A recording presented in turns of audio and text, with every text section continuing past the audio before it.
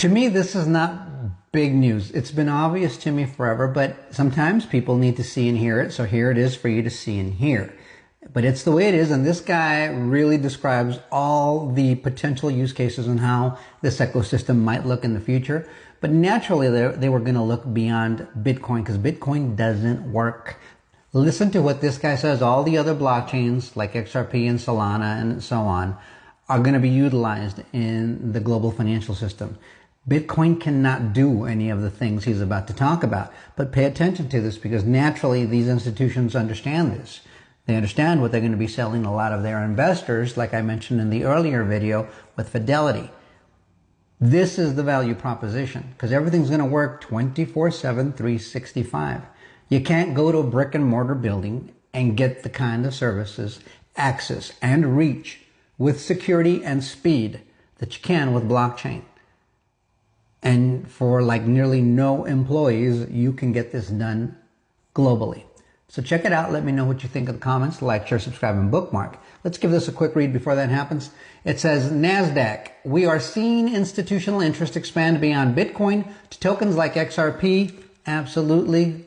Let's check it out. I think it's encouraging, Nick, that we're seeing it broaden out beyond Bitcoin and we're starting to understand the fundamentals and other applications when you think about the institutional use cases for the digital asset space. Yeah, that's right. And I think that the early kind of mover in this was Bitcoin particularly. But the way that I really like to see this is we're building a new financial wallet system. So if you picture tomorrow's wallet, we've got Bitcoin. So they're the digital gold. They sit inside and act as this finite supply, borderless transactions, and really self-custodied with a password, not a vault. Whether you're hedging inflation or sort of dodging local currency turmoil, very censorship-resistant store of value. And then you've got Ethereum, so that's the app platform. So Ethereum's the wallet's app store. Smart contracts so that you trade, borrow, or earn yield without a bank. And owning ETH is really just like holding gas in a global financial operating system, one that's open source and runs 24/7. Then you've got XRP.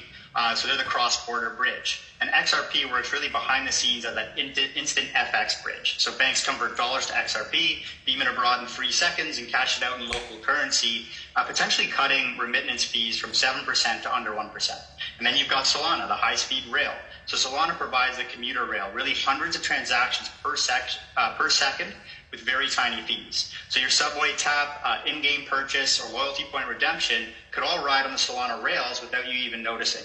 Then we've got stablecoins. Stablecoins such as USDC act as tokenized dollars, really clearing anytime, anywhere, and fully backed by short-term treasuries. And they really marry crypto speed with the safety of US debt, turning your phone into sort of this real-time dollar account that you can spend worldwide. So this is really a suite of